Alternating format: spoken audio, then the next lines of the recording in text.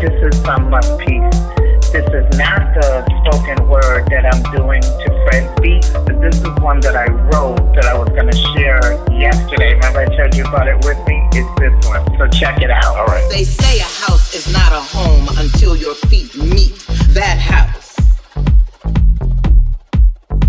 They say a house is not a home until your feet meet the sound of the house that rocks your soul down deep, down to the core of everything that feels like home. This is not the home you call your house. It's the house that brings home, low down to the ground, where feet draw the sound of the rhythm, manifesting itself into a spiritual vibe that makes you feel alive and makes you feel like home. That house.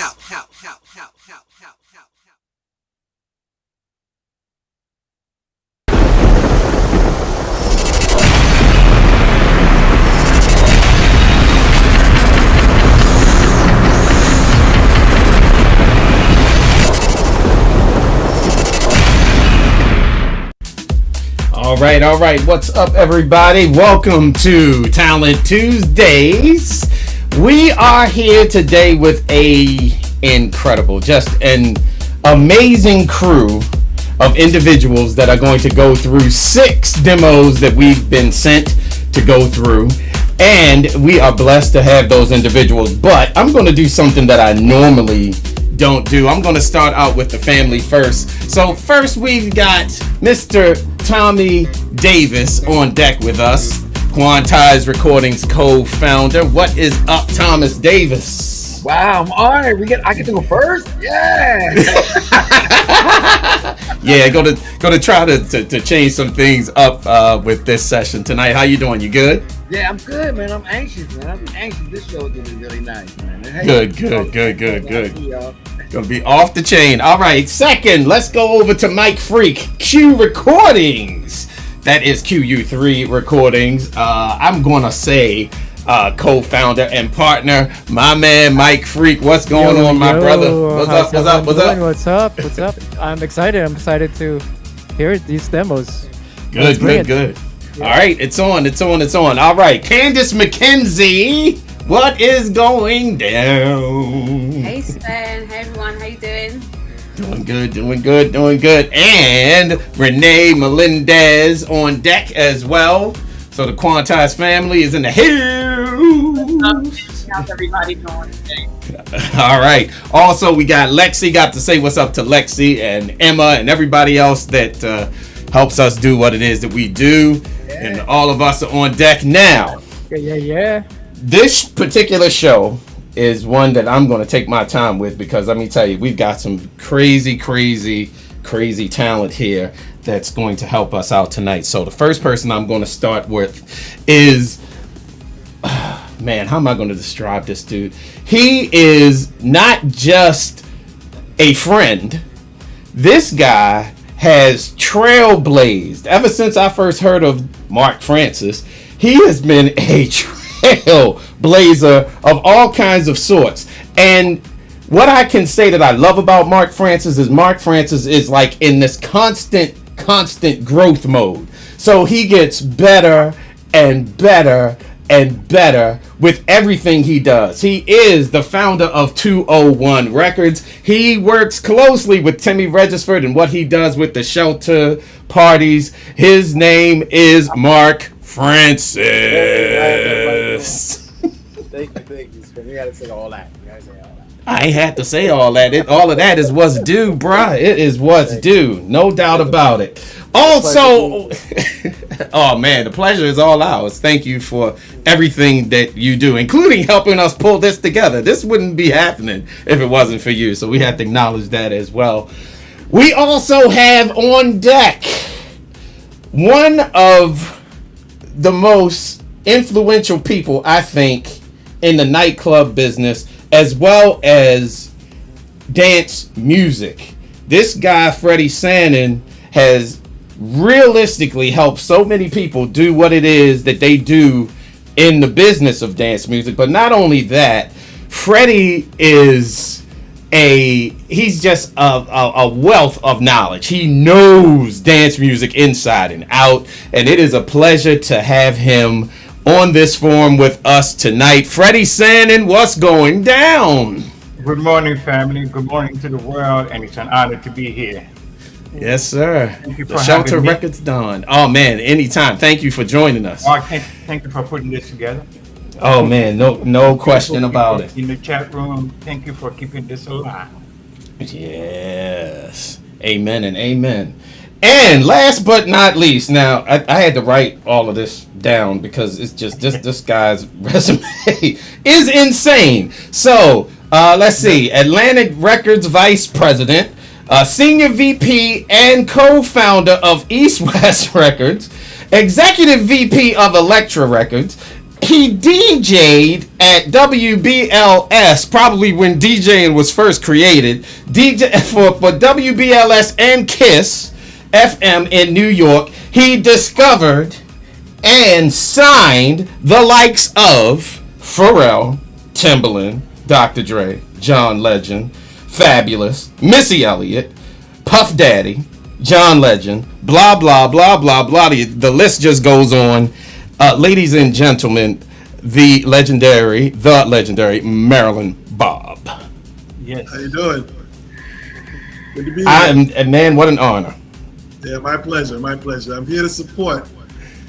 100%. Well, we appreciate that. We totally appreciate that. So, without any further ado, we're going to jump right into it. Got to say what's up to my man Brian Talmadge. Blue Angel, how are you doing today?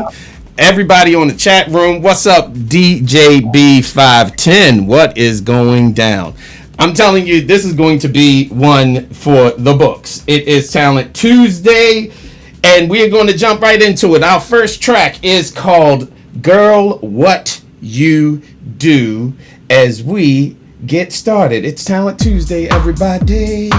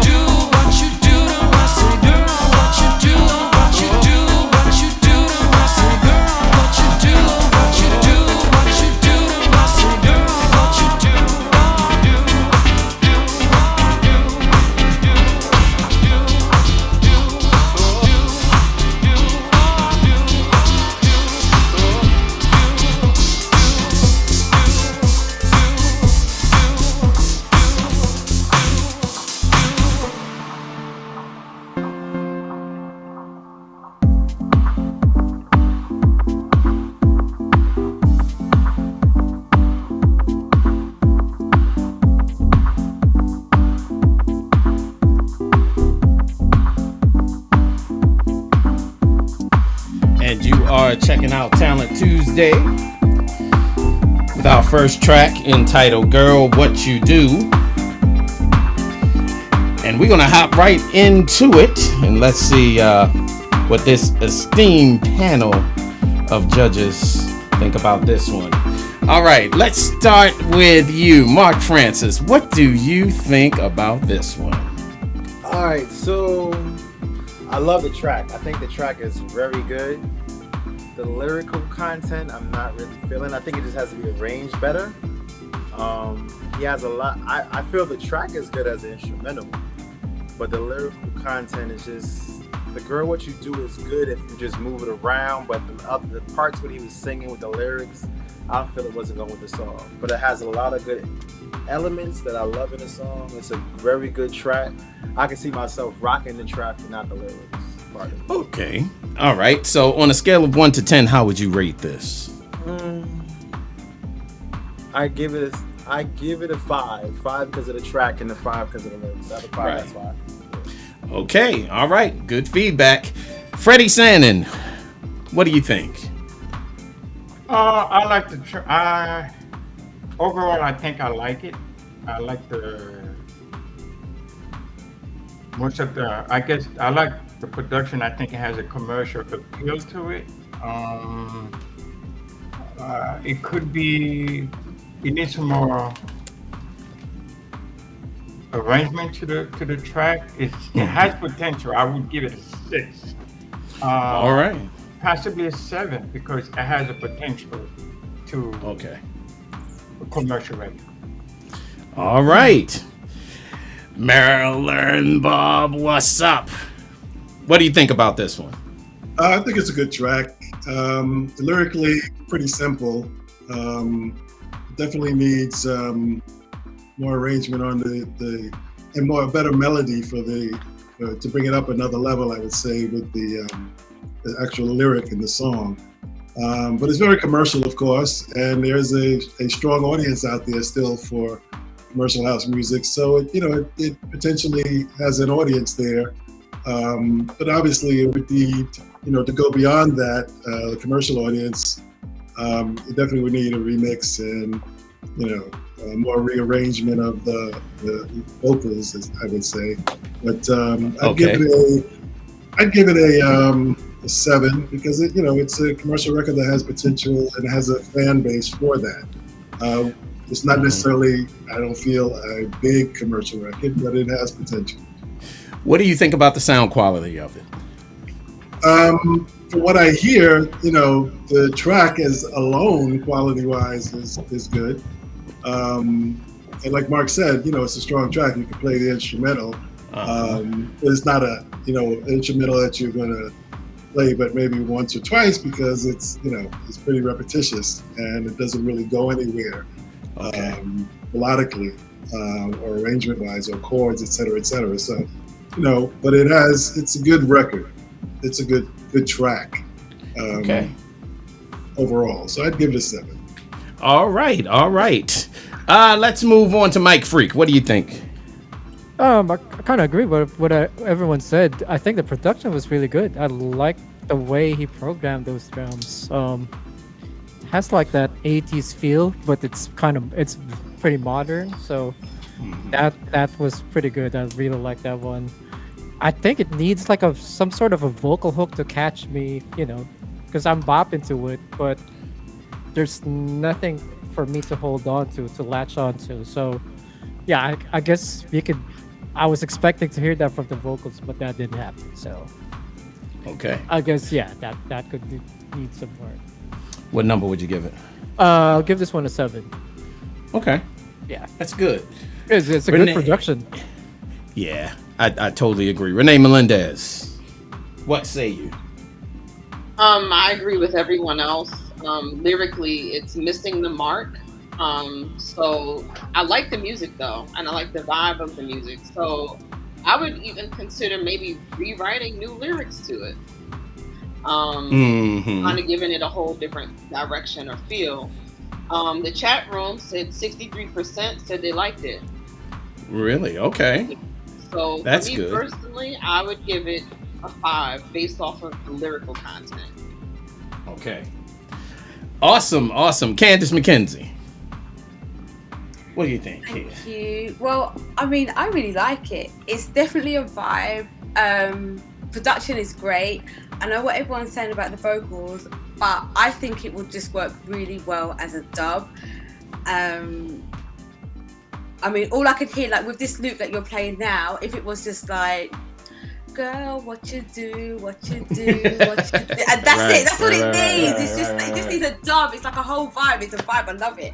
And I know I say this every week. I've said it for the last 3 weeks in a row, but I could see something like this on ITV Love Island. I swear, these tunes, these guys, whoever these people are making these tunes, that's probably what they're hearing me say every week, and they've just got it in their head. That's what they're aiming for now. But I could just see it. Those young things are just out there on the Love Island, and they're just jamming to this one. I think it's great.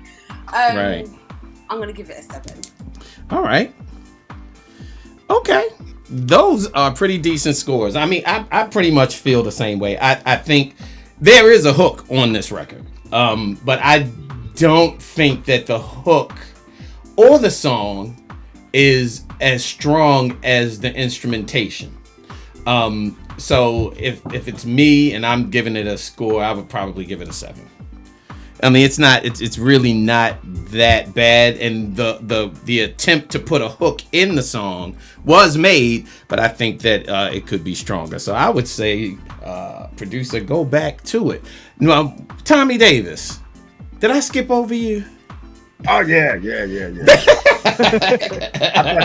I thought you knew what I was gonna say. That's right. No. What do you think? I got to have a little disclaimer. I'm listening to it on laptop speakers, so sometimes it does a disservice to a record. So I think I'm gonna re-listen to it. But in early producers, we do these kind of chords, and the kind of chords what he's doing is the earlier chords that most people do when they think of house. Those kind of chords, and because I came from that, it just doesn't sound creative enough. You know what I mean? As he moved in and he morphed the sounds around, then it started to really get something. But it has the earlier elements then that we used to call the Chinese girl with that loud snare popping on it.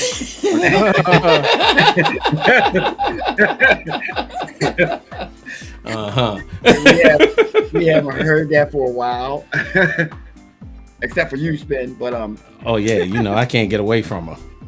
So I like the vocals the most because it was kind of creative and a little bit overdone, but that's kind of would work in a club, you know what I mean? Because of that, it just kind of multiplied on itself, trying to be hooky. So again, with the right mix for the label, for Quantize, you know, because we would have to make this fit our audience. It would be kind of a great record. But all in all, I give it a 6 too. Okay, all right. Well, that actually is a really good set of scores for Girl What You Do. It's pretty good. So I would say to the producer, keep going.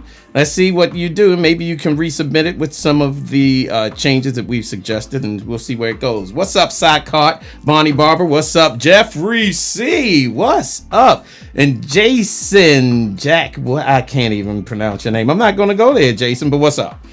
All right, we're inside Jason the town on Tuesday. Is that Jason Merced? Jason Merced, yeah. That says Jason Jack at Merced. Read it slowly, Spen. Okay, Mike. I have on my glasses and I will read slowly next time. Read it for 69 seconds. No, I won't. Yolanda DCNY, what's up? How are you? All right, let's move on to our next track. Oh, and what's up to our fam over on Facebook? Kelly isn't here with us tonight, so I don't know. Maybe Mike or somebody can help us man what's going on over on that side of things What's Facebook? No, I am not. I'm on Facebook Twitch, people. So Mike got Facebook. Okay, all right, all right. I can see Facebook. Just kidding, Facebook fan. Yeah, okay, sure you Don't are. Fire me. Don't fire me. People on Facebook want to fire me all the time. Yeah, okay, all right. Anyway, say what? What you saying, Tom? Yes, sir. I gotta say one thing, Freddie, man, when we were the early basement boy, you would come out and yank us out of line. Thank you so much for making us feel like we deserve something. Wait a minute, put it in context. Yank you out of line for what? For the shelter. We would be up there and it's like, we Tony Humphreys and all this kind of stuff. And he'd be like, come on, pull us out of line and bring us into the club. Did he really? He made us feel real special. And early. Yeah, that's Freddie Sandin for you. He always looked out for a brother. I got in all kind of parties because Freddie was like, yo, who are you? I'm like, oh, I'm DJ Spen. Okay, come on in. Well, you guys are special. I don't think people give a lot of credit to the Baltimore producers and artists, and I think I knew it. I knew you guys had a lot to offer, and of course, everybody that comes to our event was special, but especially you guys, because you guys didn't know, but I know what you guys were doing in the studio. Let me tell you what, I'm glad somebody knew something because we didn't know. So I'm glad you knew. I'm always searching for music. Right, Merlin? We're always looking. Always. Good man. Good man. Good man. All right. So we're going to move on to our next track, which is called House and Disco. It is Talent Tuesday over on the DJ Spen and Quantize Twitch, Mixcloud channels, etc., and Facebook.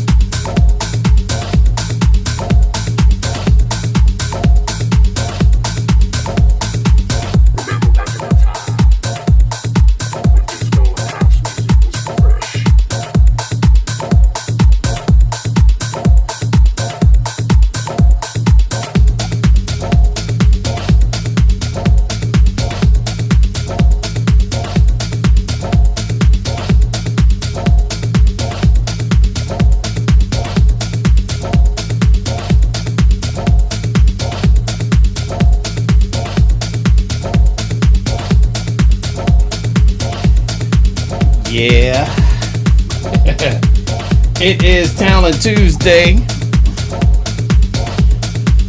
That track is called House and Disco. Appropriately named in my opinion.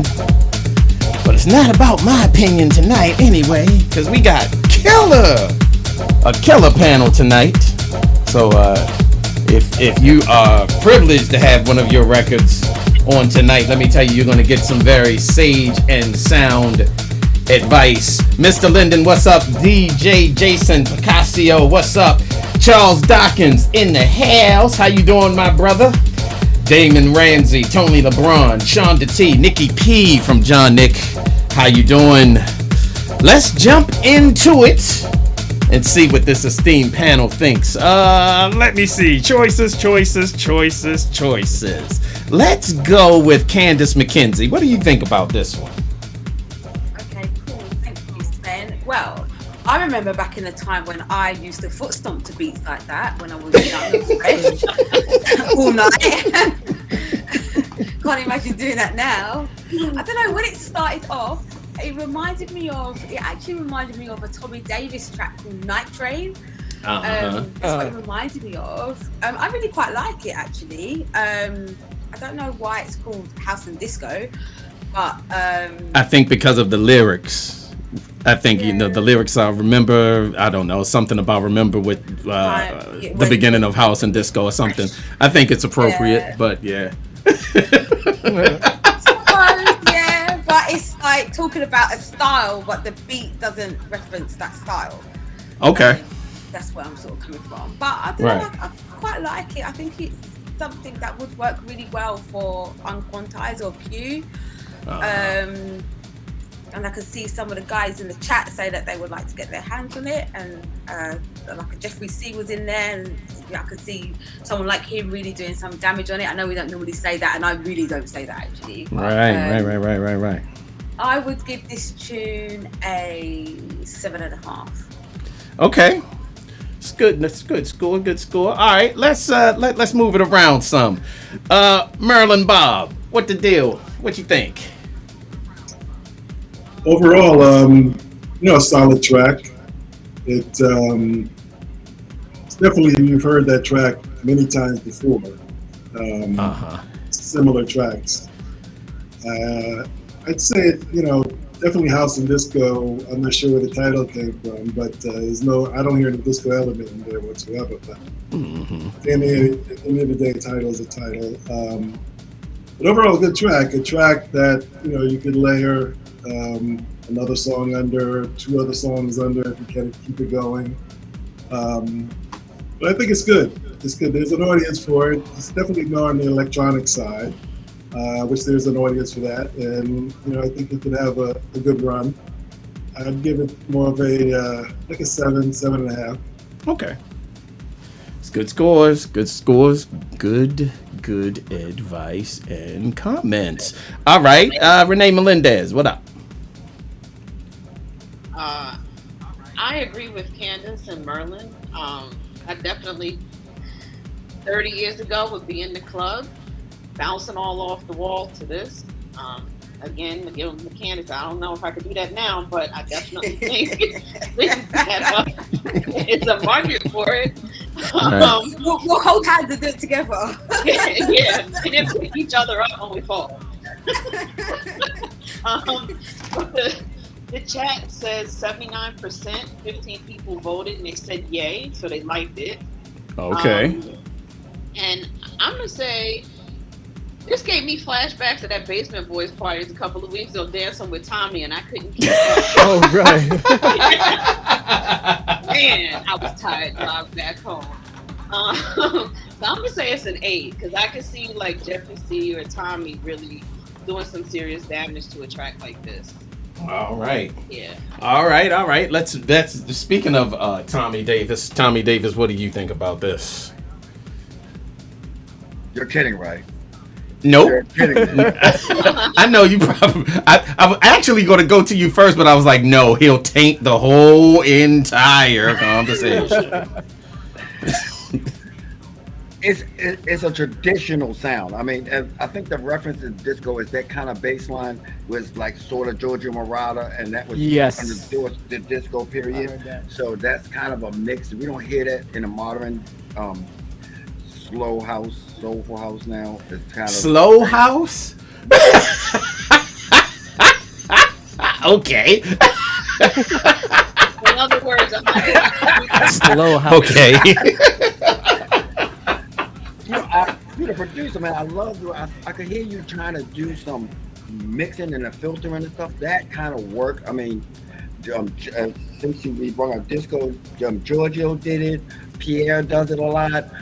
Early Jamie, Principal Records did it. Classically doing stuff to make a track that makes a track for that my kind of market and those people that just wants to throw their head in the speakers. Those of us that still can. That is dope. That's a 10 for me out the door. That's a 10. Okay. It's unquantized is actually what unquantized is about. It's kind of searching for stuff that is not in the cookie cutter molds that is out there now, because we don't hear these kind of tracks. I could be on Track Source for 6 hours and don't find nothing like this. Right. Okay. All right. Perfect 10s across the board from Tommy Davis. Mike Freak, what up? Yo, Tommy beat me to it. I So like you're this giving fact. it a 10 too? Yeah, I'm giving it. Now I'm giving it 6.9. Perfect 6.9 right here. A perfect 6 point. Okay. 'Cause I remember All right. back in 1969. Yeah, I need to come over and put you right across my knee and smack that you know what, but I'm not going to go there. Anyway, so that's a perfect score. Yo, from Mike Freak. Yes, we can release this tomorrow. Like, All right. you All right. This is dope. Good. Mark Francis, what do you think? Oh, you're gonna come to me here. So Oh, I am the youngest one on this panel, right? Yes, you are. and you're gonna flaunt that and push it in our face. I just want to let y'all know that. One disclaimer I'm gonna say: in the past, since the pandemic, I have been listening to progressive house on Track Source. Just to let you know that. So my ear is open to this, right? Right. I didn't feel it because it was just repetitive on a lot of angles. Everything was the bars was doing the same. It took a minute for that to go. Then something else came in, and all it was another. I'm being hard about it, right? And I look at it for myself because I play progressive house, and a lot of progressive house records are good. And I looked at it like, can I play this? Even with the voice of it, what is it? House disco? I didn't even get that part. Right. It has potential, but I can see myself editing it to make it work. Okay. So, what my score? I would give it a 4. Okay. Because I wow. to better. I'm just being rough because I look at it like how I DJ sometimes and how I play. I just think like it's good, but it's like the bars that could have been eliminated, where you just can he could have fit a lot more things into it. Because that's why I started want to say that I'm the youngest, so I can't go back in the day. That's why I want to say that. Okay. My 90s and that. That's it. Okay, whippersnapper. What's the words for it? I don't even remember. I'm not even going there with you. But okay. All good. Freddie Sandin. All right. Freddie Sandin, take us home. What you think about this track? Yeah, I think I could see Mark dancing to this record. He won't admit it, but I could see Right. Exactly. Well, I might be the oldest in here, and following Mark's footsteps, right? So I still go out to club like Space and spend 8-9 hours hanging out, just listening. I think I would sign this record on Quantize. I would sign this record. I think it's a good record. It's a good transition record. It needs some more elements to it. It's a good transition record to go from Well, you guys are DJs, you know what I'm saying. But I think it's good. The track is good, but it needs a little bit more to it. I would give it a 7. Awesome, awesome. So I kind of agree a little bit with Freddie on this. I think that the track has great energy, which is I think the thing that Tommy really likes about it. The energy is great. I think the simplicity of it is great, but it wasn't so simple that I was bored. So I'm gonna give it an 8 actually. The only thing I really didn't like, what's up, Brandon Morales? How you doing, man? The one thing I didn't really like was the placement of the vocals. I think I understand what the vocals were trying to do, but I think that the execution wasn't as tight as it could have been, or as creative actually as it could have been as well. So that's how I feel about it. So yeah, good scores for House and Disco. All right, we're gonna move right along to a. Merlin out. Did I leave Merlin out? Oh no, man, you did. No, you did talk to Merlin. Yes, you did. See, you're trying to make it. You're trying to make me seem like I'm going crazy, and I'm not. I'm not. I want you to know that I'm not. All right. Yeah, Brandon Morales, the son of David Morales. My nephew. Yeah, man. All right. Yeah. All right, so we're moving right on along into a track entitled I Got the Victory. And this is going to be interesting. It is Talent Tuesday. I've got the victory. Oh, praise him. Oh, praise him.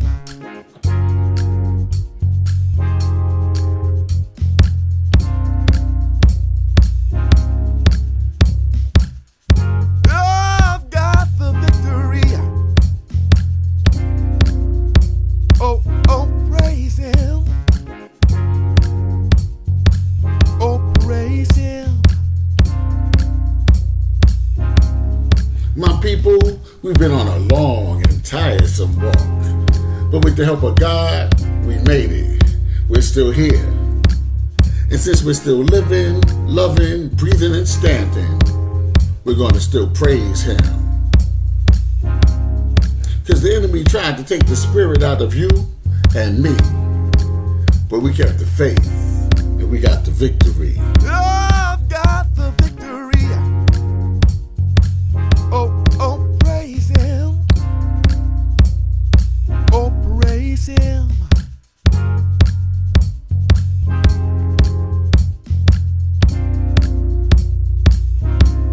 So we found that it isn't always comfortable walking with God, but from his way, we'll never part. We're gonna love him with our entire soul, our life force, and our heart. And see, we will no longer resonate on the normal, we will resonate on the super normal.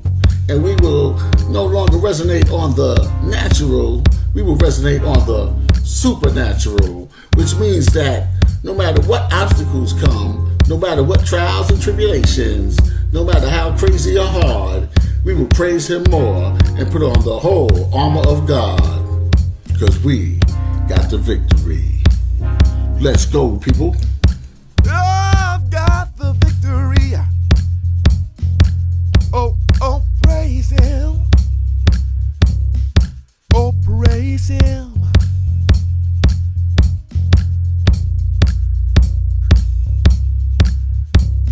I've got the victory.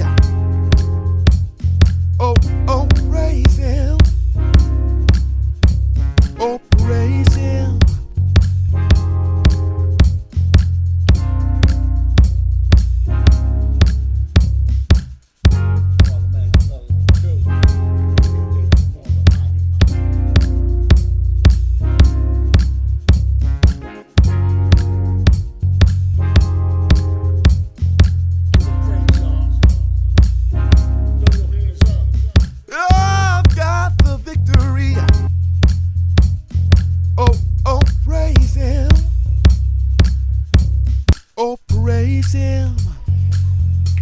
All right.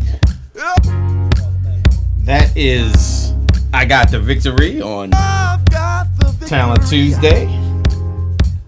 And we're going to jump right into what the panel thinks. Let's start with Freddie Sandin this time. Freddie Sandin, what say you about this track?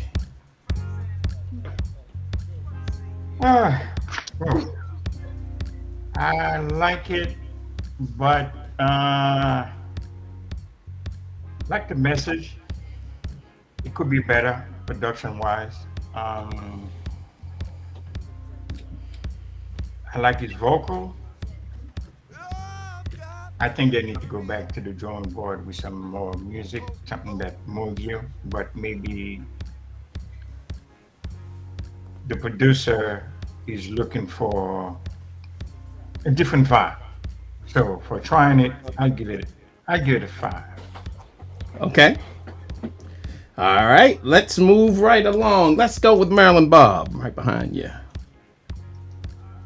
Well, what Freddie said is very true. Sounds like almost this producer sent it in as a demo for remix ideas. Completed track, not a completed song. So many elements that are missing. But I like the spoken word in the verses, the vocals in the bridge. I mean, in the chorus. I think are really good. It has a lot of potential. Someone like yourself or Mark could turn this record out one way or another, you know, remix wise or even production wise, overall, additional production. So I give it a 6 for the potential that it has. Okay. It's not a completed song. It has a lot of potential. All right. Let's move on to Mark Francis. What do you think? Speaking of you, what I think of it, I like it. I felt like I was in the studio. He kept holding it back. I would have had the guy sing a lot more and use the spoken word mostly like the last minute, right? Right. The chords is on point. I was just waiting for the bass line to come in. It has a lot of potential. It has to be arranged. It's just telling that producer, let this guy sing, and then you can talk. You can have another version as a talk, but that voice of that guy looked like it was like he was gonna take you somewhere. Then the guy talked like, all right, what you doing? You know, you feel like church. You thought church was over, but church is still going on. So, right. Okay. I give it an 8 because I can hear it can be done and rearranged better. So I give it an 8. All right. It's good scores there. Good scores. What's up, YouTube fam? The Soul Miners in the chat checking us out. Phaser, Z to Z. Speaking of the chat, Renee Melendez, what does the chat rooms have to say about this? The chat voted 88% no. Okay. Okay. People voted. Okay. All right. It is what it is. What do you think? It missed the mark for me. I think one of the things that Queen Kelly often preaches about knowing where you're sending something to in terms of when you submit work and having your work be complete when you send it. This is definitely demo quality work. Like Mark said, more or less an idea for a remix or something. It needs a lot of work. Definitely needs a lot of work. So I'm going to give it a 4. Okay. Tom Davis. What say you? Well, you know I'm kind of partial to records that uplift his name. But we get two kinds of demos on this record. We get actual demos. This sounds like an actual demo that this person worked on, and I think he's on to something. You're on to something. But your production for this label would have to be beefed up. You know what I mean? Especially with a record at that tempo. You know, that's a lower tempo, and you need some more elements. I like the singing. I actually like the spoken word the most. Actually, you could tell he was passionate about the spoken word part.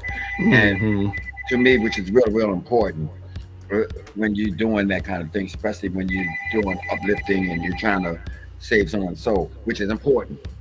Right. So Yeah, I would say you wanted something, work on it, get it developed, and because of the kind of demo it is, what I mean, you sent it in as an actual demo. We get some people to send actual demo, and we don't actually want to discourage you, what I mean, by saying criticizing things like it's finished.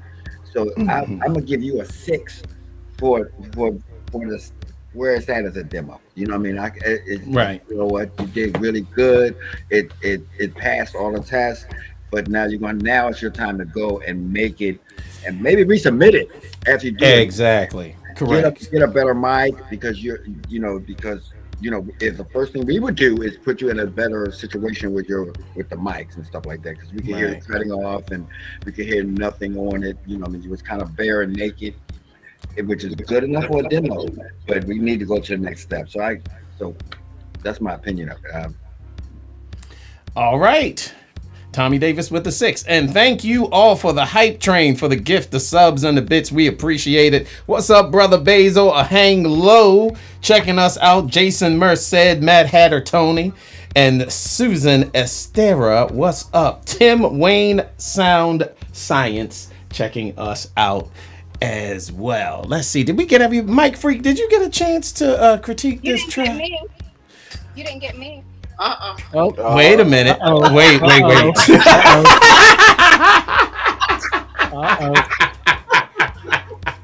Hello, dear. It's Kelly Spencer, who decided to join us. I'm amazed. What do you think? I'm not shouting in this car. I'm not calling on his name. My leg wasn't moving, nothing. Kelly, go back, because listen, everything, just because you put Jesus in a song, the word Jesus or whatever, that's not always it. You got to feel that thing, and it's not for me to question what somebody's feeling or not, but I didn't get that feeling from that song. So we've talked about this before, about potential. I think a lot of times people think that DJ Spen owns this label and he's going to bring a little something to it. And again, I'm going to tell you, Sean Spencer owns the label, okay? So that doesn't mean DJ Spen always has the time, because we got to pay DJ Spen to fix your song. We got to pay him to master it. We got to pay him to mix down. So I know that everyone doesn't have the resources to have it done perfect, and we're not expecting to have it perfect, but get it as perfect as you can with the resources you have. Because I'm really getting like 3 or 4 vibes from this. I'm not giving it a score based on its potential. I'm giving what I hear right now. So I think, you got a good idea there, but go back to the drawing board, because we already told y'all this is our year of decadence. I'm coming for 9s or 10s. I'm not signing any 8s. Okay. I told you all, we're not, this Quantize is not a baby anymore. And we put in our time taking, ask Tommy and Spen how many hours they spent, on records that were 4s and 5s, because they wanted to get back to this community. And I've told them, honey, you've given enough. Now, can we please run this business and do some more things? And that's what we're doing. So, I appreciate everyone who sends in, but let's send this one back to the drawing board. And I want to hear this with a little more, I want to be in this car, like, let me pull over. That's what I want to do. When I hear that something about victory is coming on, I should have to pull over, not because I needed to talk to you, but because I need to cut my hair. Now, I'm in this parking lot. I'm supposed to be at my friend's. I had to pull in this parking lot and say, you can do better, and I know you can. So all that's right. all I have to say. Hey, everybody. Woo. All right. Words from the Vice President of Quantize Recording, straight out. Kelly Spencer joined us. Like the first lady in church, like, come on now. That is correct. That is correct. sorry. I'm scared to say something now. Oh. Don't be scared, Freddie. Don't be scared. It's all good. Mike Freak, did you get a chance to critique this one? What can he say after this? Nothing. Absolutely nothing. I'm just gonna do It's something. Spen, can I say something? Sure, absolutely. Absolutely. This is Merlin. Hey. So I'm curious. You know, major labels have that mentality now of if it ain't finished, then I ain't doing shit with it. So the whole A&R aspect of find the demo, find the talent, find a good song is pretty much gone in major labels. Right. So, which is sad because, you know, a lot of artists who have that potential but don't necessarily go there because you don't give them the opportunity to. And that only comes with artists that, or something that you hear that you feel has potential. Obviously, we hear a lot of stuff that just has no potential. But if you hear a demo, right, that has that potential, then you as the label are supposed to go and see what that leads to as a label. But as majors do today, because they've pretty much eliminated the notion of A&R artist development, they just look for, obviously, tracks and songs that are on social media, TikTok, whatever, that are already done. Boom, put it out and let's see what happens.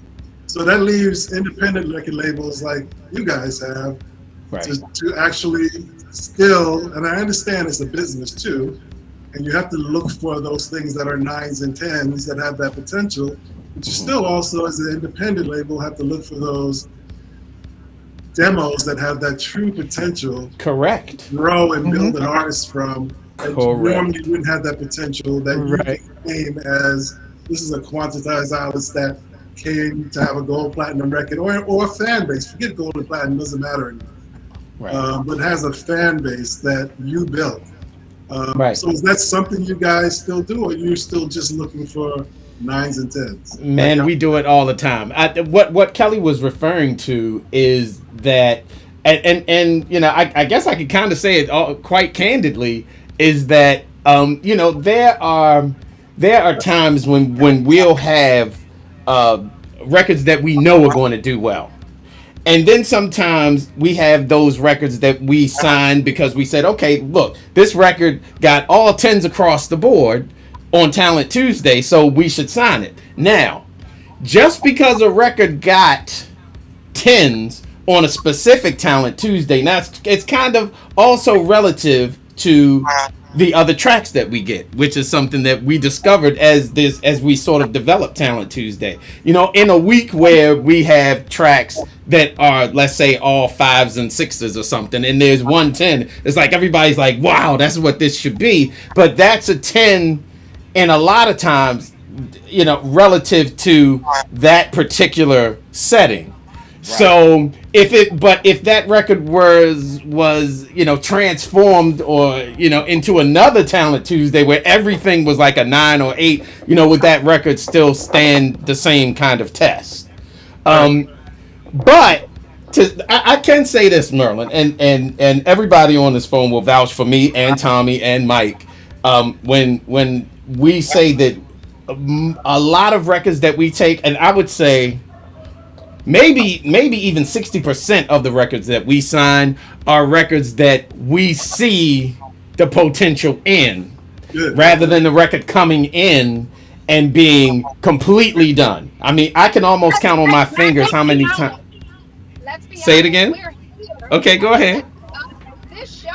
Oh, and wait a minute, Merlin, I know that you have not met Kelly, but Kelly, meet Merlin, Bob, Freddie Sandin, and you know Mark Francis.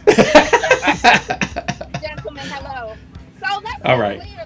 This show really is about potential. It was made to reach out to people who, and for the most part, couldn't get their music to us or couldn't get out to or other labels to listen to it.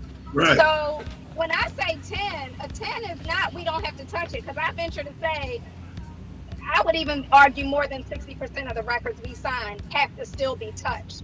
But what I'm speaking to is there are times when we've taken records because we still have a heart for this music and this community. And so Right. oftentimes feel a certain way, and it is about what we feel. And there are people 2 years who we signed a record and released their record 2 years ago, and we're still explaining to them as they cry and call us why they have no sales, why they have a negative. We saw something and we tried to really, make something, and obviously there's no guarantee. But I think what we're saying here is the tens are not perfect, but they're really still it's a solid demo. It does not require 5 hours from DJ Spen, plus another 3 hours from Tommy Davis and a remix from Mike Free. And we have records that we've had to do that, and we've done it quite often. And the purpose of this show, which is why we kick people off after they signed a couple of songs with us, is really to Right. reach out to those new people. We signed a song from a 14-year-old. We signed a song from somebody who just started producing in their bedroom during the pandemic. So we're not. That's great. We're still here, and we're still doing that. But we do. I'm not going to dumb down, and I'm not going to be, as well as they know. You don't know, but now you know. I've always been vocal about the quality we expect, and sometimes, I think that when people submit a song, they're like, well, DJ Spen does gospel house really good. So let me just give him this little scrap and he can fix it. And But then, I get you. Candace will tell you quite often, not only do people submit songs to our head of A&R, Candace McKenzie, they'll write in and say, well, it's the idea, but I know once Spen gets a hold of it. Woo, Oh, so they're looking for Spen to do the touch on it. Yeah. Well, some people do that. Sometimes, yeah. This is an unquantized record, and if Tommy Davis would just Tomatize it, this would be really good. And we just can't guarantee that all the time that they will have. They're both traveling, doing their DJ thing. They both have their own production they're doing, so we can't always promise that. And there should be a level of independence of your own song, meaning it can stand a little bit on its own. And I so agree. that's kind of, what we're looking for. I agree, and I commend you, and this is the reason I brought this up, because even for those listening, I want them to understand too that, you still do work with artists and that have that potential, but they have to put their all into it. And even if they put their all into it and it gets to a point where it still sounds like a demo, you will give them that opportunity, because they can't get it anywhere else now if they're looking to get signed or looking for a deal. Right. And you're right. They're over. You're right. I'm just glad that you're doing that. And one of the reasons I'm here to support you guys, because I kind of felt that, but I just wanted to make sure. That's all. Yeah, I mean, one of the reasons I think, and I don't know if a lot of people really know, but one of the reasons that we started Quantize Recordings, because I've been on all sides of this. I've been the artist, I've been the songwriter, I've been the pre-production engineer, I've been on kind of every aspect of making music at some level that you could possibly imagine. So my thing with doing Quantize was that we were able to give artists who would never see a chance, who would never get an opportunity to compete with a Louis Vega. Now all of a sudden, somebody like Jason Merced can compete with Louis Vega. DJ Immaculate can compete with Louis Vega as long as the tracks are good, because we have developed a reputation as, with DJ Spen and Tommy Davis and Quantize and Code Red and Basement Boys and everything that we've been involved with, because, people know and trust that we're going to deliver something decent. I'm not saying that everything we do is going to be a top 10 killer, but everything that we sign, we hear something in. And, Kelly, what Kelly's really saying is that, I can pour something into a record that, I hear this, but then I go and I take it somewhere way far out of what the artist may have initially thought that it could be. But I'm taking it to somewhere where I think that it can be. And I think sometimes in a weird way, it can kind of do a disservice to an artist. You know, Mark Francis does the same thing. It's the same difference.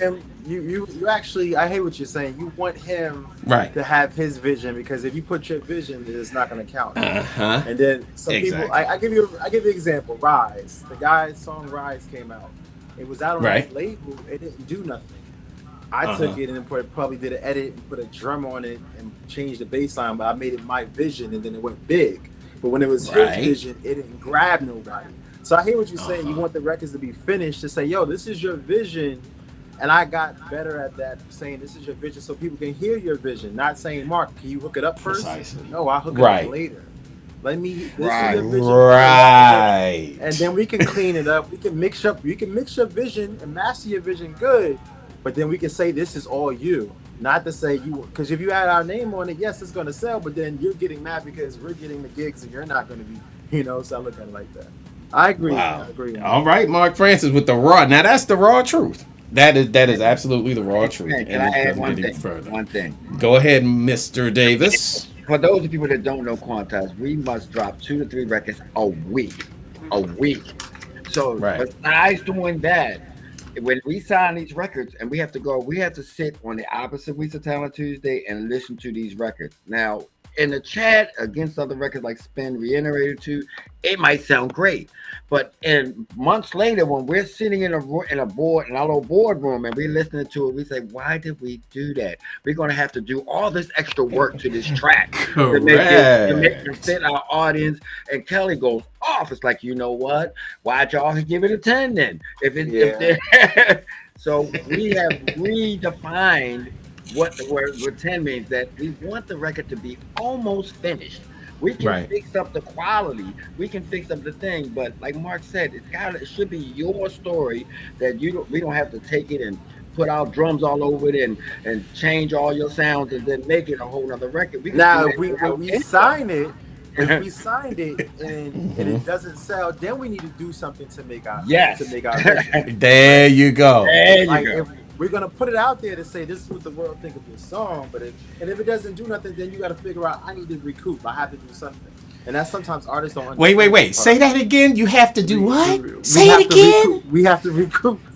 I'm gonna have to do the James Brown on you. Say it again. Recoup. Some people don't understand that. You got to recoup. No, say it louder for the people in the back. You gotta get it mastered, marketing, put it up, barcodes, different things. So we're putting the vision out there, but then if it doesn't sell, then you have to figure out, like, I'm gonna do something to make this sell. Right? I have to seriously say, for a young whippersnapper, you have come a long way, Mr. Francis. My goodness. I'm around Freddie and Timmy. What do you think? Right. Music industry royalty. My goodness. But yeah, he's absolutely right. So, you know what? We could talk about this forever and ever. And the whole reason that somebody like Merlin Bob is in his forum tonight is to bring up these hard conversations. But we are going to move on. Otherwise, we won't. So we're going to move on to track number 4, which is called Ready for You. It is Talent Tuesday.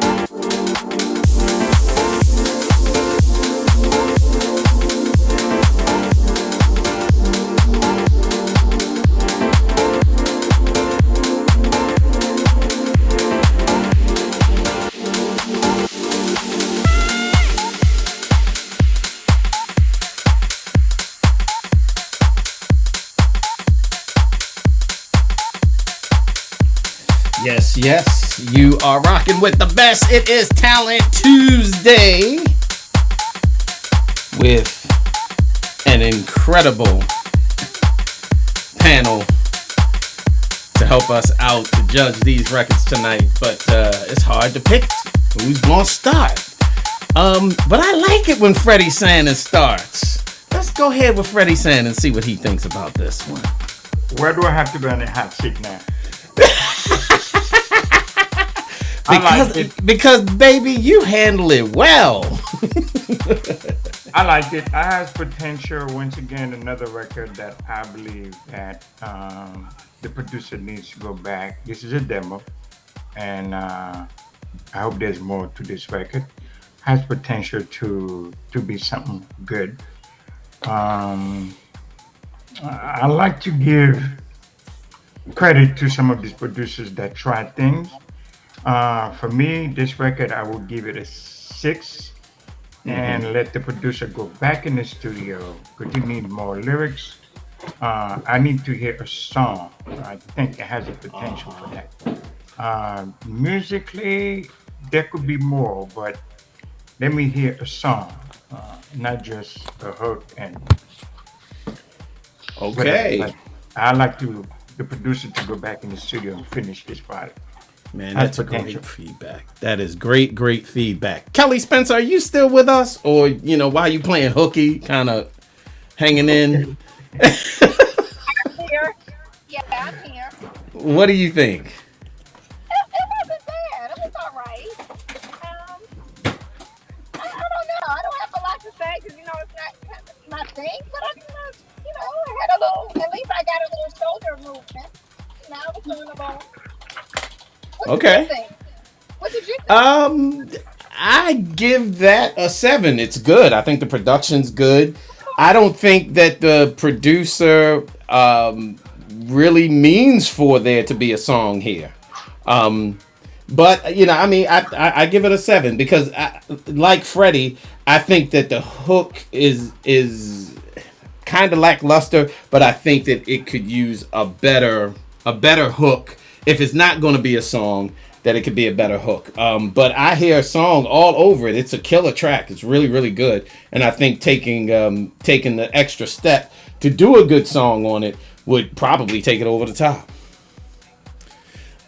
So let's see. With Tommy Davis. Tommy, what do you... Oh, and what did I give it? Did I give that? I gave it a 7. Right? Okay, Tommy Davis, what do you think? I gotta speak for Mike Free. I think that's a 6.9 for him. I think because it's the reason why we made Q is for this audience that we at both quantized and unquantized don't have a grasp on.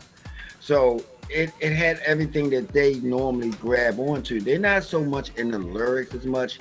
If it had a lyric, then it had a potential like Spen and Kelly. We could give this to Mark, we could give it to Jihad, and he would put his beats on it, and it would carry it if it had more lyrics. But just with a hook, it just doesn't have anything for us to take it anywhere else but to Q3. Right. Okay, cool. I give it a 7. All right, cool. Same thing. All right, Mr. Francis, what say you? Oh, wait a minute. There you go. You hear me? Yeah, we got you. How do you say? I couldn't get into it. I just feel like on this, I don't know, maybe this Talent Tuesday, it's like no one has more vocal content. Everybody's just taking vocals and just saying two things. No one's like doing the song, I guess, or no more in this music. Mm-hmm. But it can work on the crowd. It work on the crowd. But for me, I just couldn't get into it. I was looking for somebody to sing with the track. I thought there was going to be more vocals to it. It took a while for those vocals to come, maybe like 2 minutes. I did count that. So it made me think like it took 2 minutes just to get to say that. What was it called? I Need Love? Ready for Love. Ready for Love. I just took too long for that. I think to me, I would give it a 5. Okay, fair enough. Okay, Merlin Bob, what do you think, buddy? I think it's definitely a song made for a progressive electronic audience fan base. I think it can find a home there. It has some potential. It's not a killer, but I think that audience would be into it, would get played. Production, I think, is good. He did a good job with it for it to be in demo form or, at stage. Don't necessarily think it needs more vocals or anything because that's what it is. Right. Right. So I'm thinking of it in terms of the audience that likes that subgenre of house music, then it has potential, and I think it's good. It could work for that fan base. So I give it like a 8. Okay. All right, Renee Melendez. What are they saying over on the Twitch? Did we get votes? Yes. 24 votes, 83% yes. Okay. All right, and what do you think? I thought it was a little linear for a while. Then it kind of shifted and it changed a little bit. It really didn't do much for me. It was a decent sounding track. Brandon Morales said more like by the pool of the hotel. Yeah, pool vibes. That's right. Yeah, That's right. Very true. A mojito and a shrimp Caesar salad. I kind of agree with this personally. Definitely some type of, pool, vibe type thing. Not my particular thing. So I would say it's like a 6. All right. And Candice, what do you think? Thank you. I agree. It's more kind of like poolside kind of music. Or I actually wrote down it could do with a little bit more of an oomph. And for me, it's more like what you'd hear like in the store, like in the shopping mall, as you guys will say. Or for me, like a River Island or Zara or something. One of those kind of tunes. But I think it's nice. I think it was produced very well. I would give it a 7. And I think it's more like, bar grooves kind of style or something that's good for the shopping center. All right, that's fair enough. Okay, did we get everybody on this go round? I think so. And Mike has left us to go and do his freak show where you can see all the 69 that you want to see. So, we let Mike do what Mike does. All right, moving right along, we're going to track number 5, which is called Power of Love. It's Talent Tuesday.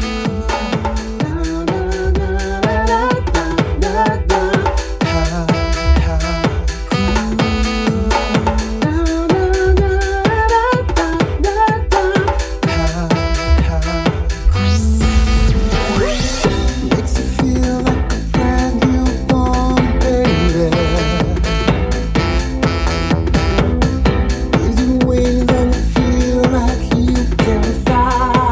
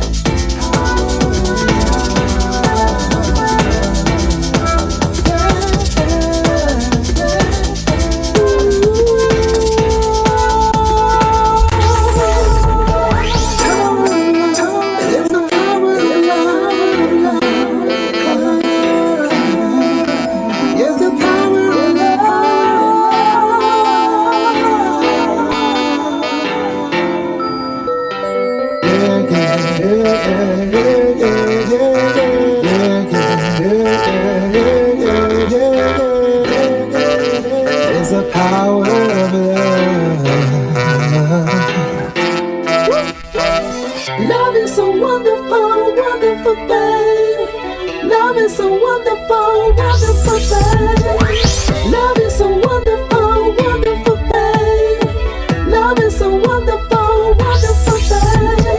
You're in love. You're in love. I'm flying without wings. Got rainbows in my sky. 'Cause I'm in love. Power of love. I'm flying without wings. Got rainbows in my sky. 'Cause I'm in love. Power of love. Na na na na na na na na na na na na. Love is so wonderful, wonderful thing. Love is so wonderful, wonderful thing. Love is so wonderful, wonderful thing. Love is so wonderful, wonderful thing. You're in love.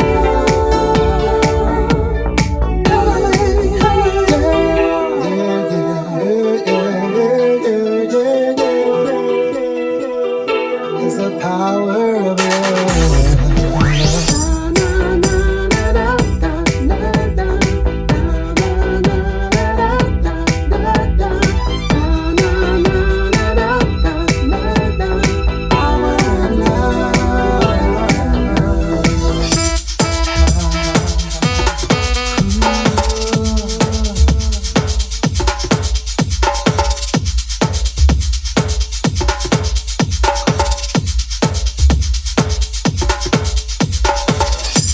Yes, it is Talent Tuesday with a track entitled Power of Love.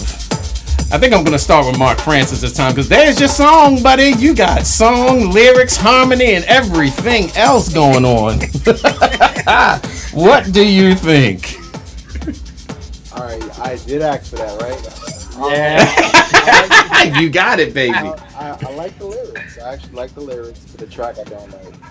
The lyrics Okay. can be worked with. It's very good. I hear the message, and I actually do. You got a chorus, you got lyrics, you got content. Just the track can be better, but that can be his track. That's his vision. If you would have to put that out, you got to put it out. Like I said, you're gonna have to do a remix because you're gonna need to push it another avenue. So I'll give it an 8. I like it. All right, 8 from Mark Francis. Let us jump to Tommy Davis. What do you think, buddy? Well, let me share a conversation I had with Spen. If I said, yeah, I like this song. He would say, hey, your music is in too many different keys than a vocalist. You know, it's like it's making it sound like she can't sing. And sometimes in production, the vocalists do it to a simpler track, and then the producer reproduces it and puts other stuff on it, which does a disservice to the vocalist. So I agree with Mark. I like the vocals, but it sounded like it was 2 different tracks. I would play the track as the instrumental, but I couldn't play them together because they're rubbing against each other. You know what I mean? I didn't mind the synth sax as much. You know, I get what they was trying to do. They was trying to make it equal in the energy. But the track, I love. I give the track a 7. I give the vocalist a 7. So it's not, you know, the drums were a little bit flat, you know what I mean, to be such an energetic track, you know, to rock, and to have all those changes in it, where a vocalist is doing multiple changes like bridges and pre-bridges and stuff, where the music wasn't doing that. So the vocals was demanding more technical music, and it just didn't have it together. It just sounded kind of like it was crashing together. Right. I would kill for the vocals. You give me the vocals, I would kill for it. I would traumatize the heck out of them because she's really doing a great job. Right. All right. Cool. All right. What's up, Quantize DJ Groove? My man DJ Mr. V, who gives the track an 8. All right. What up, Victor? Hope you're doing well out there. Merlin Bob, what's up, man? What do you think about that one? I give it a good 7. I think it was track-wise. I think it has potential, and overall, I thought it was a good song. Okay. Yeah. You guys hear me? Yep, Yeah. we can hear you. You good? Okay, good. Okay. Overall, I think it's a good song. Give it a good 7. Track Okay. wise, I think it was good. I agree with a lot of what Tommy said. Okay. It's kind of competing with itself. The vocals and the track, and maybe trying to do a little bit too much of the track, and it just was bouncing off of each other. So, I think there's some potential there, but I think a 7 is a strong number for that one. All right.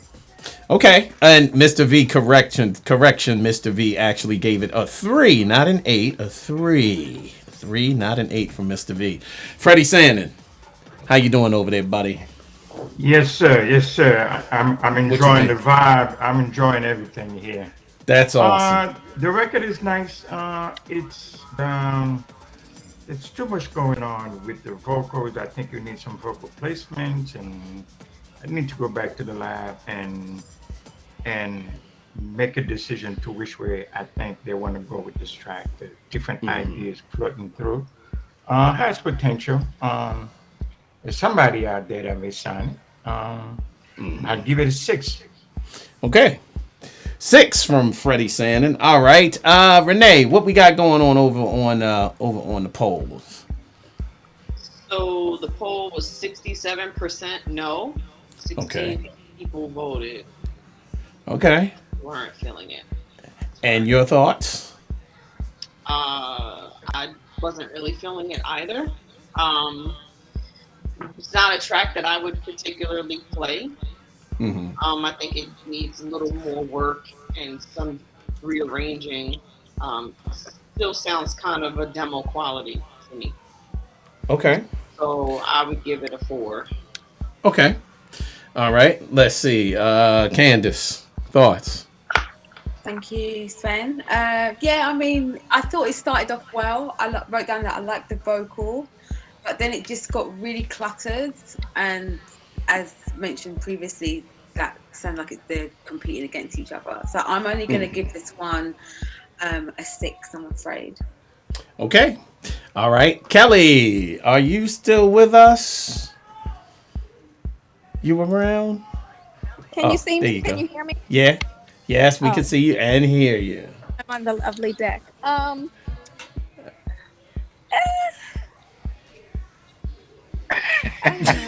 Is that it? Yeah? I hear At a that. 5. I'm like at a 5, It was all right, but it needs some work. All the technical stuff, I don't speak to that. I speak to, can I sell it and can I dance to it? And right now I don't Right. feel like I can do either. So, go back and listen to all of these professionals that have given their time and do something. But as Okay. is, not so much. All right. Fair enough. Okay. That takes care of The Power of Love. And we're going to move right on to our last track of the evening, which is called G Spot. It is Talent Tuesday.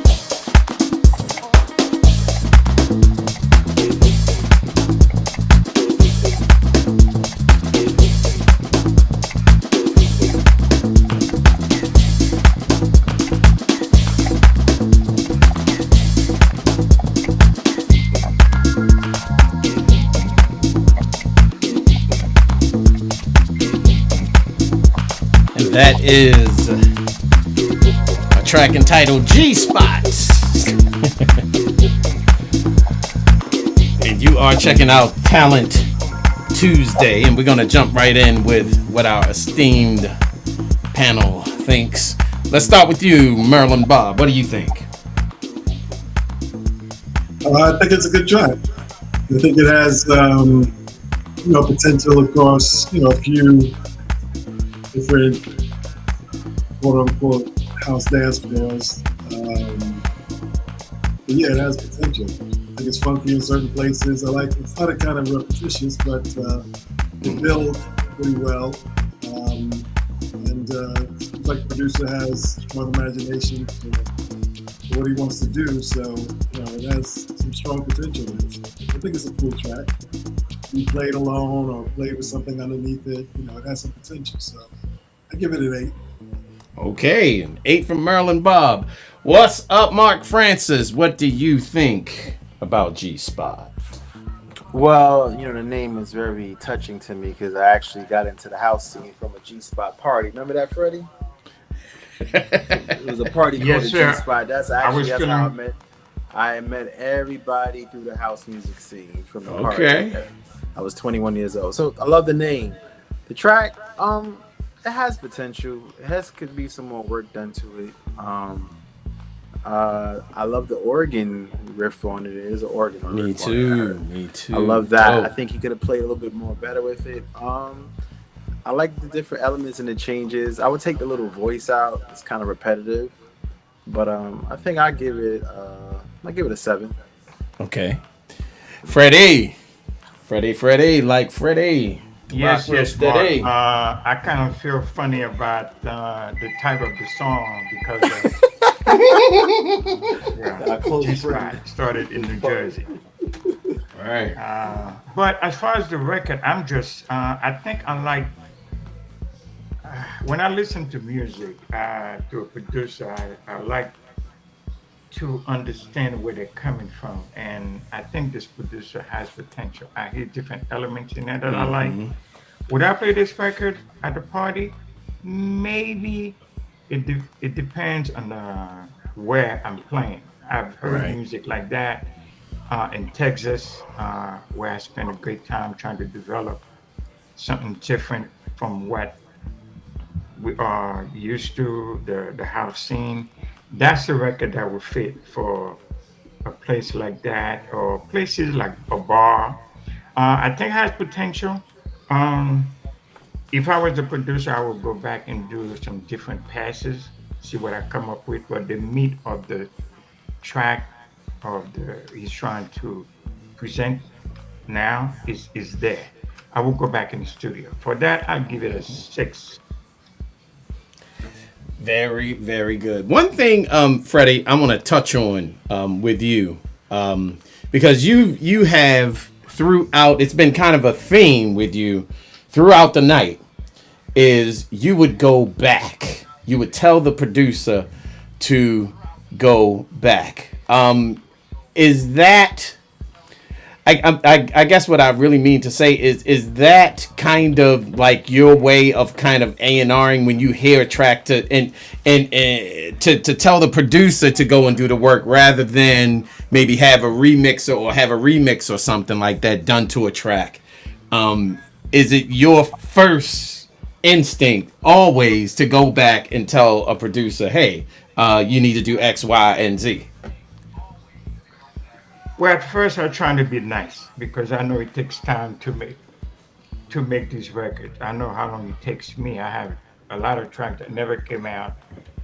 I try to be open because some days sometimes I listen to a record and it sounds bad.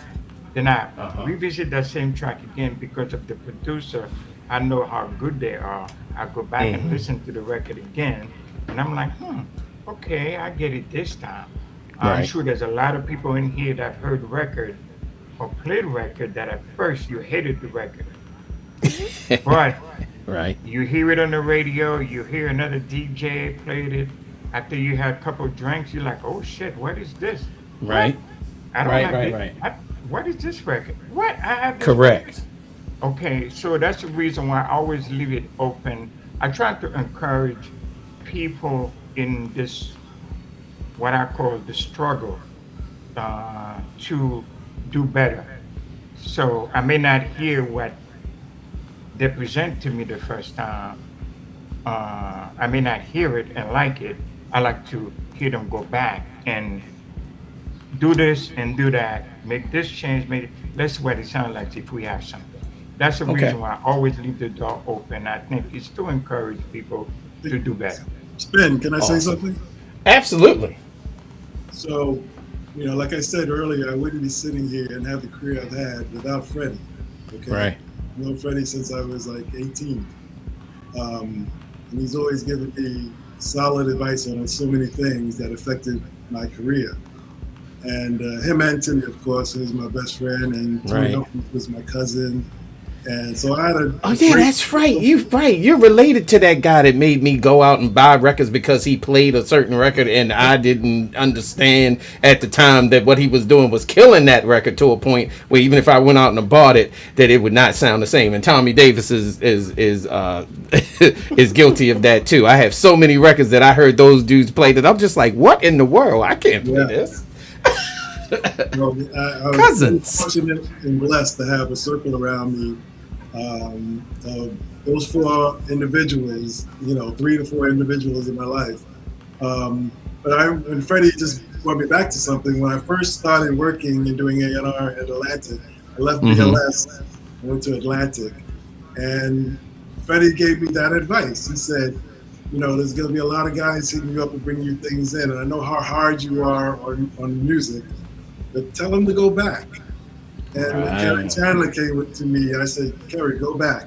And he brought me a hit. When Roger Sanchez came to me, I said, bro, go back. When Marshall Jefferson came to me, I said, bro, go back. Right. They Right. all brought me hits after that. So, I'm just saying That's that awesome. because, Freddie, you picked up on what Freddie has been doing for so long. And as you know, me, Freddie, and Timmy started Shelter together. And Right. Freddie has been the component of the record side or the label side for us for all these Mhm. years. And that's why he's been continually doing so successful all these years, because he does, Correct. give that producer the opportunity to grow and build. And something always good comes out of it. So I just That wanted to Uh, is get can I that is can I say awesome. some? Can I say something? Yes. Okay, guys. In case I'm putting this out there to the world, um, Merlin is a brother. I mean, I don't have well, Merlin is my brother. We go a long, long, long. Oh man, I can't even speak now. But anyway, going back to what I'm trying to say, Merlin is the reason why we have Shelter today. The Uh-huh. idea of Shelter Records, of Club Shelter started one night at the garage Uh-huh. after we were 86, right, Merlin? yeah. We were happy to be in the club. Yeah, Tony Humphrey, Merlin Bob, Timmy Register, Freddie Sandin, and Manny Diaz got 86 from the garage. Uh-huh. It's a long story, people. Yeah. But when we got back in there, we were hanging out, having a good time. And Merlin said, man, we need our own club. I said, yes, we do. And from that day, we were in by the bar where they had the big punch bowl. That's where the idea of having our own club, and I'm glad and happy that God bless us Yes, to sir. follow our dream and make that happen. But the idea of the club, having the club, owning the club, came from that night. And Right. Marilyn Bob is a partner. He is one of the reasons why we have Right. shelter today. I know you guys didn't see him at the club, but trust me, when crunch time, when we needed him to be there to support, he was there 100% with the money to make sure we had a night for you guys to enjoy. That So, is awesome. as far as the club, as far as the label, Merlin gave me the first record on the label. Not, well, actually, both labels. We started with Polar Records. Merlin heard All Right from Roland Clark and Uh-huh. said, this is the record you're going to start the label with. Then What a Kerry record. Chandler he asked Kerry Chandler to do a record for the club. That was Gay Time. So Uh-huh. he is so involved. It's great to have a brother like Yeah. that. Uh, I don't know. Let me get off before I get that emotional. If I tell a is person to take, awesome. if I tell a person to take the record back, they just go to another label. So that's how the young people do it. Yeah, you're like, but wait, I'm gonna go Well, right here well, on this well, single. well. Listen to this now. This is a real story. For me, I'm about helping my brothers and sisters to get Mm-hmm. ahead. You can't. I remember one time I got upset with Roland, and Merlin said, and John Robinson. Merlin said, dude, stop, stop. Uh-huh. You need to understand your position and their position. They're a producer. They're going to do things that works for them. So you Uh-huh. have to leave that room open. If you don't have the money to sign the record, oh well, you missed it. One of the record that I missed, and Merlin approved it, guys, I had a chance to sign that record. Follow Me by Elias. Oh wow. Yes. And I Oh didn't wow. because I didn't have the money and this brother needed the money now. Right. And I sent him to, I called Gladys and I sent him to Gladys and said, I'm sending you a record. You better sign this record. And this is it. That record became Right. a big, like, I think it's a number one record in the world that hip hop DJ plays it. Everybody plays that record. Yes, they do. You Yes, know. they do. So I'm open to open your hand, let it out, let that producer know um, that they're good enough to compete. You understand in the world stage. Yeah. I totally agree. Tommy Davis, what do you think? You should chime in on this piece of it, I believe. Well, um, I had the fortune of working in retail, and I started noticing that people were looking for different kind of sounds, and like this record has it. I mean, to me, to start off with the funky bass line, and this record has a very, very funky bass line. Mm-hmm. So the I have to go back to a Mr. V classic line is when you're going to send a demo in, you need to cut it down so that we don't have to go through a long process because Mm-hmm. sometimes that long process on this kind of show it makes us wander off a little bit, you know what I mean? And it could be great in a Right. club thing. So, Mr. V said it well when he said, listen, think about where you're sending this to. So those producers out there, if you're sending a demo, realize that we only have 3 or 4 minutes of paying attention before we answering a phone like you hear in the background or something going. Right. So Right. I really, really like this track. I liked it because this when in the past records like this or Liquid Cavern or E2E4 or records that have a purpose. You can't bang dance music at this level all the time. You need records that bring it down and Mm-hmm. then and give you something to groove to so that you can go back up. You can't stay up here. And this record had it. It had all the potentials in it for it. It was very groovy. It was very funky with the bass line, which is where all before we was calling that house, it was about the bass line and the bass players, and they kind of nailed it with that. So I think you got a great song that it could go in many many directions. You could put a harder drive kick on it, and it still would be rocking. You could put a live drum on it, and it would really be rocking. So there's a lot of ways Right. you could go with this. So some of the things that Freddie says, and just like what, I'm fortunate enough to be that person in other people's lives. We don't mean to hurt them. We mean to tell them that you have the potential. Go back and work on it some more so that it could become what we think is a really prominent record. And many times that happens. It happens over and over again. And it's our job in this community to go back and tell these producers, hey, yeah, that's great. But you know what? Go back and do some more to that. Try Right. another approach to it. Because all it takes is a Timmy to play it, or Mark to play it, or Neil Mm-hmm. Pierce, or somebody to play your record, and it goes from being obscure to everybody playing Correct. Yeah. Correct. Yeah. Correct. All right. So what number would you give it? I give it a 7.5. Okay. All right. Candace, what say you? Thank you. I mean, I'm not sure if I can add any. Sorry. Well, it was just sticking Go ahead, up. Candice. I'm not sure if I can add. Oh man. And I've just remembered what the title of this song was called. But anyway, moving on. I'm not sure if I can add any more to it because what everyone said, I just think, hopefully the producer is listening, or if they're not in the chat, they will listen back to the show and take notes of what Right. everybody has said. Even I was there taking notes, and I don't even produce. But I do think the track's got great potential. That's what I wrote down. But I'd only give it a 6.5 to a 7. I think it does need a little bit more work. All right. Let's see, Renee. What did we do a poll?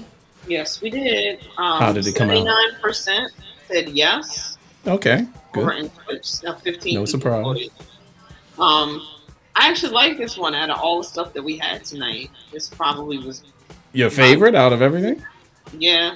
Okay. Yeah, I wasn't really feeling the other stuff too tough. I would All say right. it's a 6.5 to a 7. It definitely can use work, but the skeleton and the foundation is there. Right. So minor touches, tweaks, some additions, and it could go somewhere. All right. Kelly Spencer, are you there? I'm here. Are Hello. you there? What do you think? It wasn't bad. I would give this one about a 6. Let's check in. I've got my friend here, Juliet. Juliet, what did you think about that one? I really Juliet. like the funky sounds. You like the funk? Juliet, there you have it, my friend Juliet. Hello. It's English, but Yes. she's been Americanized, but she liked the funky sound. So Don't Americanize her too much. Who knows what sorry. you ladies are doing? Yeah, we need more UK people on the show. She heard Candace and said, "That's how my cousin sounds, that Cockney accent." She said, All "Are you right. from Northeast London, Candace?" Southeast London. Southeast. Girl, don't get it. Lewisham. I'm Northeast. Oh, Lewisham. okay. I'm from Lewisham originally. Now the Duchess of Margate. Lewisham. Lewisham. Yeah, but listen, I had listened to that song in advance, honestly, because when I saw the title, I just wanted to make sure. And shout out to the producer. Next time I send you a question, please answer me, because then I had to actually listen to the song, because I wanted to make sure people know we don't on Quantize, we don't release anything with suggestive lyrics or curse or whatever. So I just want to make sure what was in the lyrics. So I listened to the whole thing, Okay. and it was cool. So a 6 from me. All right. Okay, and there you have it. I think we've got everybody. Did everybody give a vote? Yeah, I'm going to give it I'm going to give it actually an 8. I like the changes. Because what ended up happening for me was that every time I got like, okay, this is going to be one way, he switched it up. So I liked the elements. I liked the creativity in it. So for that, I'm just going to give it an 8, just because I thought it was the most creative thing that we've listened to tonight, actually. And it didn't throw me off with the changes. So there you have it. All right. Now, let me go ahead and do this. All right. Mr. Bob. Yes. I'm only going to ask one person this question tonight, because it has been a question, sort of like a theme, that it's been on everybody's minds. All right. Okay. What do you think about the whole Beyonce and Drake? and I'm asking you specifically because of what you do. Yeah, you're trying to give me the people I know. Maybe, but I really want people to hear it from the side of somebody who actually deals with both. You kind of deal with both sides. You deal with the commercial side of it, like the real commercial side of it, like it doesn't get any more commercial. Right. And you've dealt with the underground side of it. So, from your perspective, is this a good or bad thing? It's a 50-50. It's 6 in one hand, half a dozen in another. It's a good thing, just for the exposure to the urban audience of house music once again. Because as we know, we, let's say, invented this genre and created that. And throughout the 70s and 80s, hip hop took a dominance, and then it flew over to Europe, and now it's come back over the last decade. And people think it all came from Europe. So if anything, it's good Right. to know that, with the urban audience, that they're being open to, in a certain way, to house music once again. On the other hand, it's negative because they both missed the mark, unfortunately. Okay. Right. But that also leaves room for others who are going to attempt it because they influence. They have a lot of influence over other artists and producers, etc. So you'll be seeing a lot more of that. And let's hope it gets better and better, and that they go to those that are actually doing it right now and doing it well. All right. But yeah, it's a good thing. Let's put it that way. I'm an full person, so okay, it's a good thing. Good. All right, Renee, go ahead and ask. So, Merlin, do you feel that it would be fair to say that commercial artists like Beyonce and Drake should work with house legends like Spen, like Teddy Douglas, Louis Vega, Tommy?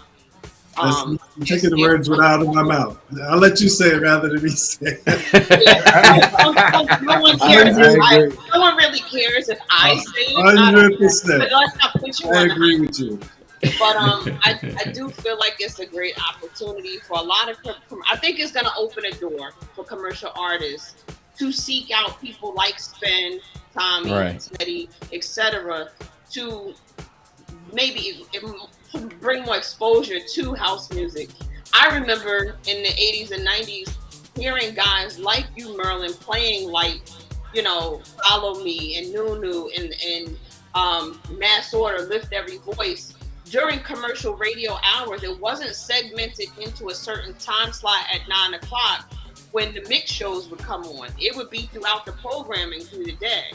So hopefully these tracks will bring house music back to that commercial market again. But I do think that it's fair to say that those artists should seek out the people who put house on the map to really give what they're doing a more authentic feel. I agree with you. You said it better than I did. 100%. I agree with you. All right. That's why I say it's a good thing, because there will be more commercial artists, and I don't even like to say commercial anymore, just artists with solid fan bases. Because you can have an artist today that is not even in the top 10 that sells more than those in the top 10 and have a bigger fan base. So let's just say for those artists that have a large fan base, to look at it and see it as, and do it authentically. That's the key here. Do it authentically, because I think they both missed the mark with that, unfortunately. Right. And they should have come home. Bottom line, Right. Even if the thing is do they know what home is? Which is kind of like, let's face it. What we've done has been underground for so long that I think a lot of major artists don't even know really what it is. I mean, honestly, they don't. And obviously, it's come to management that's around them, the circle that's around them, to them, pointing the finger that this is the person to go to, because they have a big hit in Europe right now, or whatever it may be. Right. But yeah, they but as I say, the more of the research will be done going forward, and if it continues, that'll be great. But even if it doesn't, it opens the door for DSPs and radio, which is not as big as it once was, but it's more about DSPs today. Spotify's, Apple's, and so on will give more and have an ear open for the house music that's being made now, as far as as house and being more soulful house, et cetera, that's being made now that can fall in those categories where they wouldn't put it on certain playlists before. Now they're looking for that. Right. And I can tell you, because I have, millennial kids and I have Gen Z kids. With my millennial and Gen Z kids, that's all they really are into. And that's all they're listening to. They love the hip hop, but hip hop is a genre that's been around for another 40 years plus. And like every genre that's around 40, 50 years, it starts to wave with an audience. So, there is room for house music, especially soulful house music, to come back around. All right. Well, I don't know what to say, and I guess I have to start with you because I'm talking to you at the moment. But thank you so very much for joining us tonight and sharing with us. And I mean, a person of your caliber to give back in this kind of way to a forum like this is invaluable.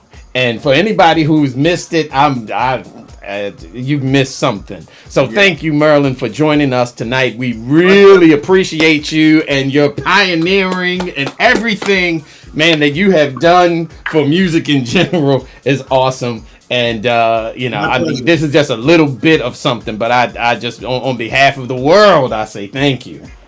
My pleasure. So very much. Freddie Sandin, we love you, dude. For taking the time, man, and coming in and sharing your expertise and your experiences and your history. It's really, really appreciated. And we love you, man, and hope to really see you soon. I haven't seen you in years. I'm like, you look like a serious Don right now. You just a man. So thank you. I'm trying, man.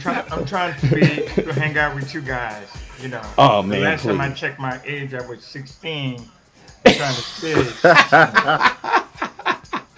Anyway, if you were guys, 16, you wouldn't just be a Rasta. You'd be dreadlock Rasta, man. Guys, I really, really enjoyed. It was great to have me. You know, wow, this is great. You're doing a great job. Really enjoy it. Thank you so much. Coming from you, that makes me feel really, really good. And everybody in the room, Tommy, you're killing me out there with that. Oh man, I can't even speak now. Mark, thank you for making this happen. I wanted to get y'all on because y'all all a bigger part for what we do. Shelter Freddie. I met Freddie from helping. He had me. I did so much in the shelter, so let y'all know I was helping Freddie do decorations in the shelter. He didn't know who I was. I always remember this real quick story. I was playing a CD from Omar Abdallah, and it was Wendy's producers. Remember Freddie from Jersey?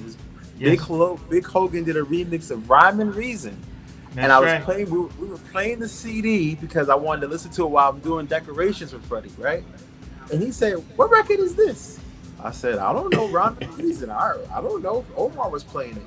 He made a phone call to Omar, called Big Logan. I tell you this, it was on vinyl 2 months later. That's how it's supposed to be. There you go. So, for me, being part of the shelter and the music, and a lot of people don't know, back in 2008, I wasn't even DJing. I was doing A&R for Timmy and for the music part, right? So it was just, I got back into the DJ in 2011 and production later on, but I was always, that's what they loved about me, Merlin and Freddie and Timmy, is because of the ear for music that I have and picking music and finding different things. So pleasure to add them to this because it's like a past, present, and future, right? Because you say present because Freddie's still dropping music on Shelter Records, So man, Mark, we are so happy. We are so lucky to have you coming behind us and kind of taking the lead there. I enjoy it. I love it. Love to see that. See my brothers being successful. Yeah. Like Quantize. I'm so proud of you guys, man. Before we go, the first thing when I had a conversation with Freddie, you know what he did? I hung up the phone with me right away. He says, "You got publishing?" I said, "No." Click. He said, "Don't talk to me until you get it." Remember I told you that? I said, "What?" Yeah. He said, "I know." Talk to me until you get your publishing. Get your publishing, and then you call me back. And he had me up on tapping out stuff and getting codes, and I was like, "Okay, Freddie, I got it." He said, "Okay, now we can have a conversation." Yeah, that's Mark been helping us, man. From this man, not just the music side. I will pick him up at 1 o'clock in Jersey to do the decoration for the club. Wow! And no complaint. He shows up later on and was willing to pay his money to come in. Right. Mark, thank you, my brother. And listen, I have to be honest. Mark Francis, since I've known Mark, of course I've helped him quite a bit, but he has helped us without even asking questions. It's like, Yes. hey, Yep. you need this, you need. I mean, he is an exceptional Yes. individual. He's Yes. just exceptional, but that comes from who he's around. So that also is a testament, Freddie, to you and Timmy and Marilyn, And Marilyn, because yeah. you are the guys who helped to nurture this cat. I mean, he wouldn't be able to be the sponge that he is without Wow. having the liquid to be able to bring in. So, Mark Francis, you're an excellent guy. Keep doing Thank what you. you're doing. You know what you're doing with the record label, what you're doing with DJing, and the whole 9 yards. You're an exception to every rule out here. So keep doing what you're doing. And to my Quantize family, Candace, thank you so much for what you do.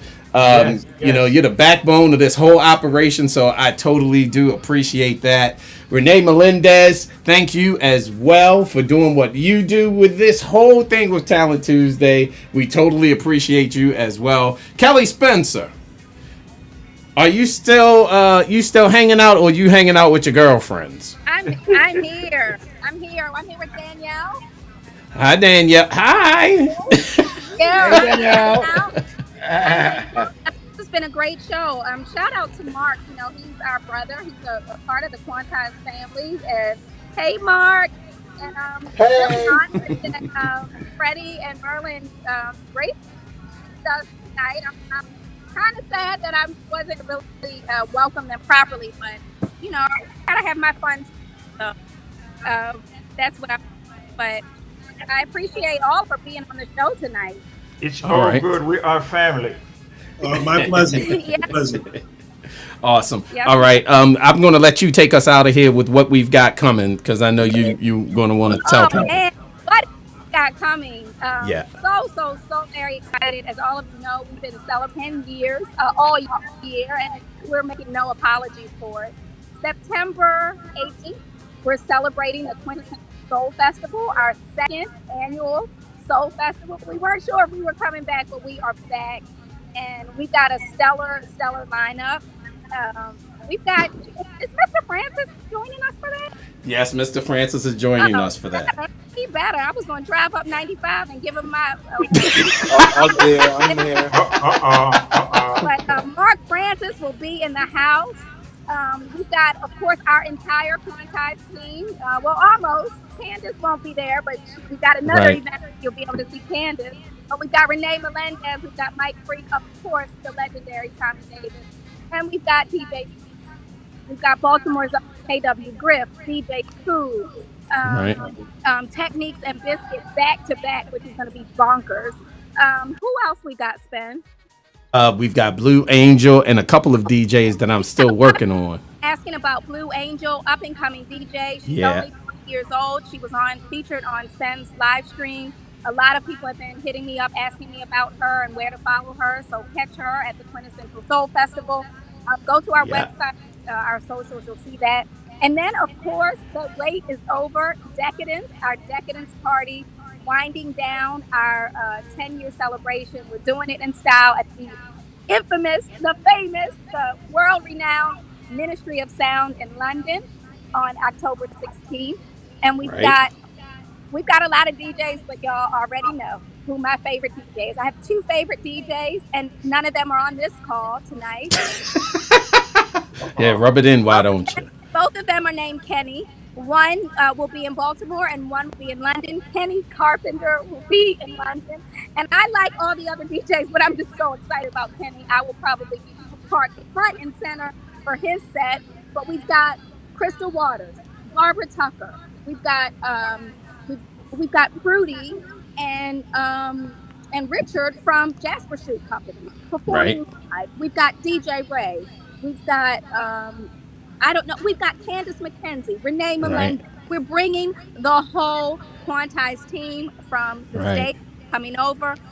We've got Ricky Morrison. We've got SEL. And, SEL. We've got Ronnie yeah. Perez. And Yeah. you know what? I may as well say here, we're going to do a contest. And we're going to invite one lucky DJ. And you can't just be lucky. You got to bring the skills, because y'all know I don't play. We're going to do a contest. And we are going to have a very, very lucky winner play at Decadence at Ministry of Sound. So stay tuned for that. The people vote. But we do want to do what we always do and give back. And we want some up and coming DJ to shine. So we'll be doing that. What else? What more do I need to say? I don't think you need to say anything. That's quite a bit. Radio in London. They're our partners for this event. Super excited to partner with them. So you get your tickets now while early bird is still on.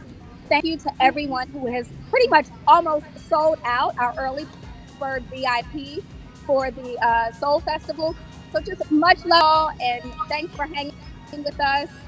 And what more can I say? That's it. Nothing else. That's awesome. All right. So one thing that I think that I want to do now that we have been able to do this show, I want to do a shelter party in Baltimore with Merlin, Timmy, Freddie, Mark, the whole entire crew. So I'm gonna work on that for next year. And we're going to do something like that because these guys are all phenomenal. Just to let you know, you got to talk to my manager. Who is your manager? Jesus? Listen, no. You told me if I tell you who my manager is, I am banned. No. Oh, no. We'll talk about that later. Well, anyway, look, we are out of here. We have actually gone over, but this was a great panel of judges tonight, and I hope everybody really did take the comments, and we're doing these comments. We love you guys, so it's not to hurt your feelings or anything. So if somebody says something a little harsh, it's not out of disrespect. It is out of love because we want all of you to improve. So thank you to everybody who submitted their material. Thank you to the panel once again. And peace in the valley, peace in the city, and peace to your souls. We are out of here like last year. It is your boy DJ Spen saying peace. Bye. Thank you guys. For Talent Tuesday. Stay safe. Peace out. Bye. All right.